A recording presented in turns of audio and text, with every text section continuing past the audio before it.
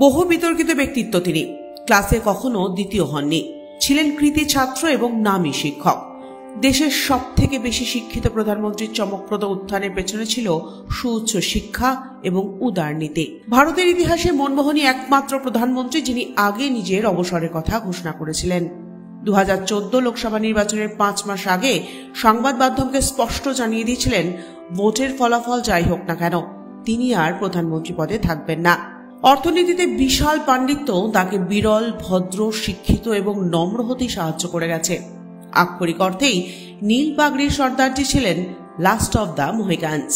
অর্থনীতিকে শুধু তিনি নিজে ভালোবেসেছিলেন তা কিন্তু না, সার্বিকভাবে অর্থের ওপর তার উদার নীতিকে গ্রহণ করতে বাধ্য করেছিলেন আপামর জনসাধারণকেও।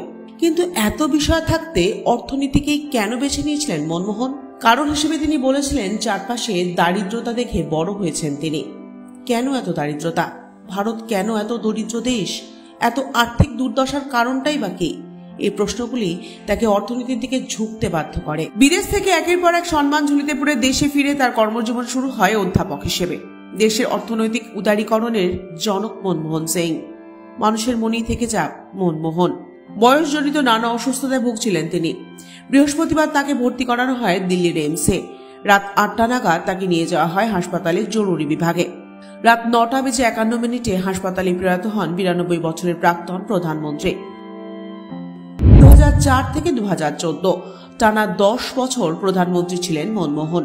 তার আগে নরসিংহ রাওয়ের প্রধানমন্ত্রীতে দেশের অর্থমন্ত্রীর দায়িত্ব সামলেছেন 1991 থেকে 1996। ভারতে উদার অর্থনীতির প্রবেশ তার হাত ধরেই। ছিলেন রাজ্যসভায় বিরোধী দলনেতাও। তবে সংসদীয় রাজনীতিতে পা রাখার আগে রিজার্ভ ব্যাংকের গভর্নর, যোজনা কমিশনের ডেপুটি চেয়ারম্যান পদের দায়িত্বভারও সামলেছেন তিনি।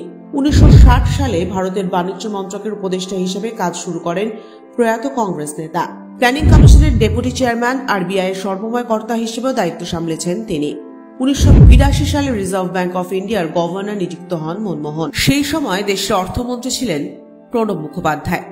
ভারতের সংসদীয় গণতন্ত্রের ইতিহাস বলছে, এখনো পর্যন্ত জওহরলাল নেহেরু, ইন্দিরা গান্ধী এবং নরেন্দ্র মোদী ছাড়া মনমোহনই দীর্ঘতম মেয়াদে প্রধানমন্ত্রী পদ সামলেছেন। পাঞ্জাবে দরিদ্র কৃষক পরিবারে বেড়ে ওঠা মনমোহনের কথা উঠলেই পাগড়ি পরা মিতভাষী মনমোহনের চেহারাই ভেসে ওঠে চোখের সামনে। বর্তমান পাকিস্তানের পাঞ্জাব প্রদেশের চাকওয়াল জেলার গ্রাহগ্রামে 1932 সালে 26শে সেপ্টেম্বর জন্মগ্রহণ করেন মনমোহন। অবিভক্ত পাঞ্জাবের প্রত্যন্ত এই গ্রামের শিখ পরিবারে জন্মগ্রহণ করলেও দেশভাগের পর পরিবারের সঙ্গে শরণার্থী হয়ে চলে আসেন ভারতে। অল্প বয়সে মাকে হারিয়ে ঠাকুমাই ছিলেন মনমোহনের ভরসার একমাত্র জায়গা। প্রথম শিক্ষা উর্দু মাধ্যম স্কুলে। তবে তারপর দেশভাগের সময় 1948 সালে পরিবারের হাত ধরে চলে আসেন অমৃতসরে। এখানে এসে হিন্দু কলেজে ভর্তি হন তিনি। 1948 সালে পাঞ্জাব বিশ্ববিদ্যালয় থেকে ম্যাট্রিকুলেশন পরীক্ষায় উত্তীর্ণ হয়ে 1952 সালে অর্থশাস্ত্রে স্নাতক হন এবং 1954 সালে স্নাতকোত্তর ডিগ্রি অর্জন করেন তিনি। পাঞ্জাব বিশ্ববিদ্যালয়ে পড়াশোনা শেষ করেই মনমোহন পাড়ি দেন বিদেশে। স্নাতকোত্তর শেষ করার পর কেমব্রিজ বিশ্ববিদ্যালয়ে অর্থনীতিতে ফার্স্ট ক্লাস পেয়ে নজির করেন তিনি। 1962 সালে অক্সফোর্ড বিশ্ববিদ্যালয়ের নাফিল্ড কলেজ থেকে ডক্টর ফিল ডিগ্রিও অর্জন করেছিলেন তিনি। তবে দরিদ্র কৃষক পরিবারে বেড়ে ওঠা মনমোহনের পরিবারের সামর্থ্য ছিল না তাকে বিদেশে পড়াশোনা করানোর। তাই প্রতিটা পরীক্ষা স্কলারশিপ পেয়েই তাকে চালাতে হয়েছে। কেমব্রিজে পড়ার সময় অর্থের অভাব তাকে যথেষ্ট বিচলিত করেছিল বলে একটি বইয়ে প্রকাশ করেছিলেন মনমোহনের কন্যা দামন সিং। মুষ্টিমেয় মেধাবী ছাত্রদের মধ্যে মনমোহন ছিলেন অন্যতম। মনমোহন সিং নামটা দেশ তথা বিশ্বের নজরে এসে পড়ে 1991 সালে।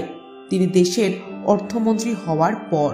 নরসিংহ রাওয়ের জামানায় অর্থমন্ত্রী হিসেবে অর্থনীতির সব গুরুত্বপূর্ণ ক্ষেত্রে পুরোদস্তুর সরকারি নিয়ন্ত্রণ সরিয়ে বেসরকারি পুঁজি, ক্ষেত্র বিশেষে বিদেশি পুঁজিকেও জায়গা করে দেওয়ার রাস্তা হয়েছিল মনমোহনের হাত ধরেই।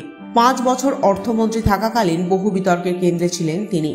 একদিকে প্রবল নিন্দার প্রতিবাদ, অন্যদিকে প্রশংসা, দুই জুটেছিল তার কপালে। এহেন এক শিক্ষিত, মার্জিত, মিতভাষী, শান্ত, নীল পাগড়ির পাঞ্জাবি চরিত্রের জীবনাবসান অর্থনীতি থেকে রাজনীতি উভয়েরই বিরাট ক্ষতি বলে মনে করছে রাজনৈতিক মহল। ব্যুরো রিপোর্ট, আজ বাংলা।